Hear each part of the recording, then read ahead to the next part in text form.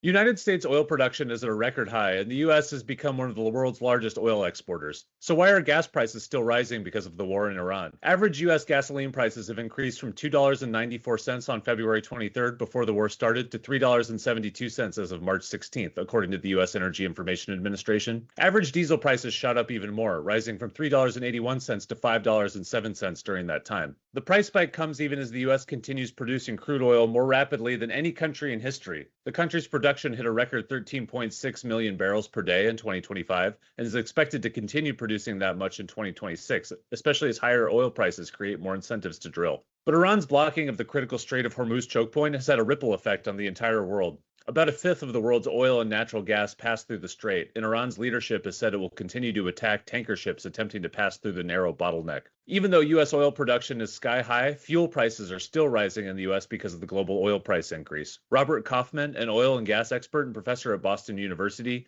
said that oil is bought and sold on a global market where companies will sell at the highest price they can. Imagine the U.S. produced all its own crude oil, which we're pretty close to, Kaufman said. Now imagine that the price of oil shoots up to $100 from $50.